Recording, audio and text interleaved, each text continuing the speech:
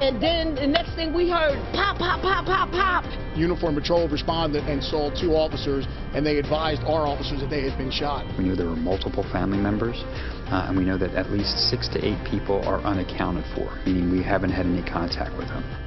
Difficult search is about to get underway for a family feared to be inside of a home in East Lansdowne, Delaware County. As you heard, at least 6 to 8 people still unaccounted for this morning after 2 police officers were shot and that house was set on fire. Good morning, everyone. Welcome to the news at 7, streaming on CBS News Philadelphia and on Philly 57. I'm Jim Donovan. And I'm Janelle Burrell. Thanks for starting your day with us. Those 2 police officers were responding to a 911 call when they were shot outside of that home along Lewis Avenue in East Lansdowne.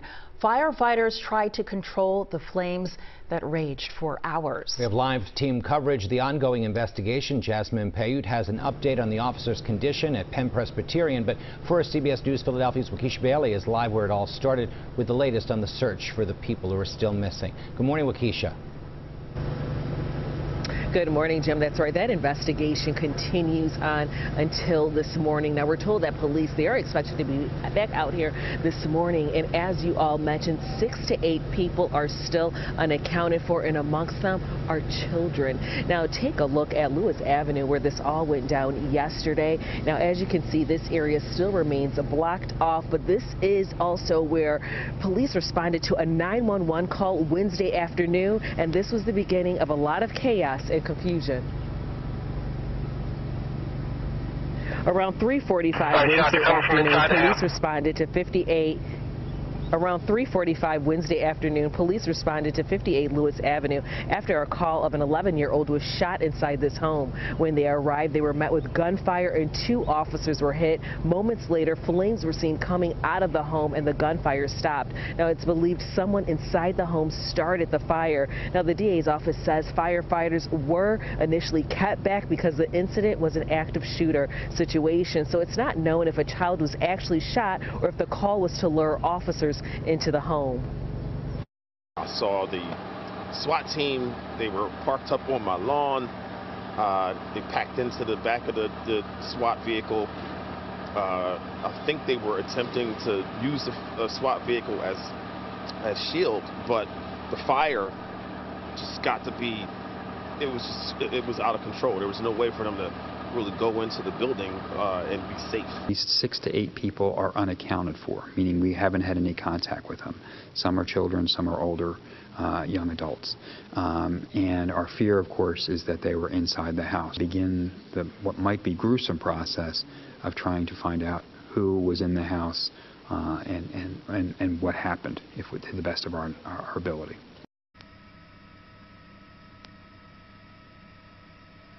Now you're taking a look at Chopper 3, and as you can see, even at this 7 o'clock hour, this home, it is still smoking, which means that we're going to probably see fire crews back out here this morning, along with police, detectives, and so forth. Now, this will also be the first time that detectives will be able to go inside and begin their search inside this home. And once we know more information, we will be sure to pass that back to you. And like we've been saying all morning, there are still a lot of questions, and we're hoping to hear from the DA's office sometime today. Sending it back to you guys in the studio. Our live team coverage continues now with CBS News Philadelphia's Jasmine Payute. She's joining us live from Penn Presbyterian Medical Center, where the injured officers are being treated. And also, Jasmine, we're getting a look at some dramatic video from the scene there yesterday. Good morning. Janelle, Jim, good morning. As we continue to learn more about this, we know one of the officers was shot in the leg, the other shot in the arm. Both were taken here to Penn Presbyterian Hospital, where they are expected to be okay. And here at the hospital, I want to show you, there's been a show of support here. You can see officer vehicles from Lansdowne and East Lansdowne here at the hospital. Police officers saying they were a big part of helping yesterday. Now, we know this was a chaotic chain of events in Delaware County. Officers from Lansdowne again and East Lansdowne and Upper Darby Township responded to the home on Lewis Avenue. They were immediately met with gunfire. The injured officers have not been identified, but we're told one works for Lansdowne, the other works for East Lansdowne, and both have more than 20 years on the job. Delaware County officials say Upper Darby police rushed in to save those 2 officers. Officers with ballistic shields dragged the injured cops off the street, and one of those wounded officers was taken to the hospital in an Upper Darby police vehicle, the other taken by ambulance. uniformed patrol responded and saw 2 officers, and they advised our officers that they had been shot. Our officers, numerous officers responded, got ballistic shields, and were able to go onto that street, drag those officers out. One of those officers was transported here by one of our marked police cars. The other uniformed officers from Upper Darby were able to drag the other officers to a waiting ambulance and was driven here as well. It's great that the officers who responded to this call are doing well. The mayor, police chief, and I got a chance to see them at the hospital. We walked through the room where they are, and they gave us the thumbs up, so that's great news. The district attorney says this was very much a team effort, and they say this could have turned out a lot differently if it was not for the help of those fast-acting officers. Jim, Janelle, I'll send it back to you in the studio. All right, Jasmine, thank you for that. And of course, we'll continue to follow this developing story and bring you the very latest updates as we get them. You can find the latest details anytime streaming right here on CBS News Philadelphia and also on our website, cbsphiladelphia.com. Turning now to weather. It's chilly out there, but yesterday was beautiful. Hopefully we'll have a repeat today. Have a nice day today as well, Kate. It looks like it's going to be a beautiful day outside. If it's starting off, if this bodes well for the rest of the day, then we are sitting pretty. Look at this gorgeous sunrise here over Margate. The sun is just barely above the horizon now, rising just after 7 o'clock at this point in the year, but we are seeing the daylight hours get extended. We're gaining about 2+ minutes of daylight every single day, and look at that sunshine. A beautiful sky here as we look toward the eastern sky down Spring Garden Street in Philadelphia toward the Jersey side. It is beautiful outside. That red and pink and orange sky right now. If you can get outside and take a look, I don't think you'll regret it. 25 degrees in Millville right now. It's 27 up in Allentown. It's a little chilly still, but temperatures in the city have not really dropped below the freezing mark this morning, which is pretty good compared to recent days. And we're going to warm up nicely with a good deal of sunshine throughout the morning hours. Now, we will see a few more clouds try to drift in this afternoon, but by that point, temperatures will already be rising into the low 50s. Today will likely be one of the warmest days of this above average stretch we've been enjoying here in the month of February. Every single day so far, at least the high temperature has been above normal. And today we're almost 10 degrees above normal. The average is 43. The shore 48 degrees and the Lehigh Valley 52 with partly cloudy skies. Here's what we'll be looking at into next week. That spring-like feel will be with us through the weekend. Just a few passing shower chances. I'll time those out for you, but we have an eye on Tuesday of next week. Rain and even some snow for parts of the area possibly. We'll break it all down with the full forecast in just a few minutes. Let's check on your morning traffic with Chandler. Good morning. Good morning, Kate. Weather definitely not playing a role in your commute once again for the work week, so we're enjoying that. No major accidents. A lot of them have cleared, which is some good news. I want to start off by just showing you a clear and quiet 42 freeway. It was a bit of a mess not too long ago. We had a northbound crash near the 41 split and then construction near Lower Landing Road. It's all cleared away, so you're good to go there. Headlights traveling northbound, taillights southbound. Just seeing a few cars passing by. Again, we have those nice conditions out there. We continue on to 95, our camera in Delaware County, right at Route 322. Nothing to worry about either. Northbound, southbound, smooth sailing, but as you travel in the southbound lanes, traveling toward Delaware here down to Kent County, Route 1 northbound is finally reopened following an earlier accident. It's reopened between Baker's Landing Road and Route 9. Route 13, Jim, is your alternate. Thank you, Chandler. 4 people are in the hospital following a house fire in Philadelphia's only neighborhood. It happened on C Street just before 1:30 this morning. Firefighters arrived to find heavy smoke and flames. 4 people were hurt. They range in age from 17 to 65. We're told that they all suffered from smoke inhalation. Investigators are now working to learn the cause of that fire. Well, with football season soon coming to an end, it is time to think about playing ball, as in baseball. Spring training gets underway in a few days, and the Phillies are packing up and heading to Florida. CBS News Philadelphia anchor Howard Monroe is live at Citizens Bank Park with more on the journey to Clearwater. Hello, Howard.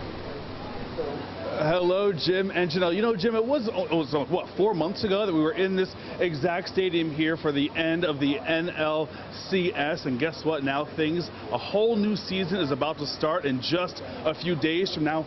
This is the truck here that will be driving all of the Phillies equipment down to Clearwater, Florida.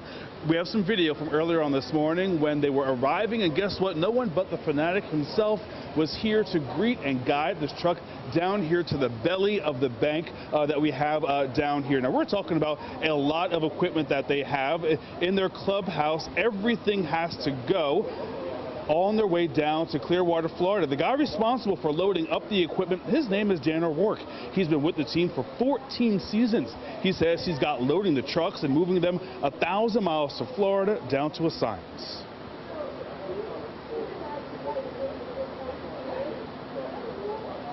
The Threshers use that clubhouse down there, so there's already baseball stuff down there, you know, rosin, pine tar, stuff like that, towels, washcloths. So we just basically pick up our area here in Philadelphia and take it to Clearwater. You said it was easy, you got down to a science, but have you ever forgotten something that was rather critical for Not really, knock on wood. Don't jinx us now. But again, we'll have plenty of time to find out what we need or what we're told. You know, there's guys that always come up with different things and coaches that they'll ask for. It's our job to just make them happy and get it. No, we certainly don't want to jinx the team here, but this is what they have to bring. Get this, some 2,400 baseballs, 2,000 short and long sleeve shirts, 1,200 bats, 900 pairs of socks. Also, they have 300 batting gloves, 140 batting helmets, 40 heavy jackets, and also several bikes. Now, the team, when they make their way down to Florida, some of them they will be bringing their families with them to make sure they have everything they need for the month and a half or so that training camp is lasting for. Now, throughout the day today, if you want to send off the Phillies and all, well, their equipment anyway, you can do so. They're having a few send-off celebrations. One of them is here at the bank. The other one is happening in Center City. And then this truck, along with two others, making their way all the way down the 1,058-mile trip down to Clearwater, Florida. I'll send back to you in the studio. Howard, you didn't mention the cannon, you know, the hot dog cannon. They better wrap that up because I expect that.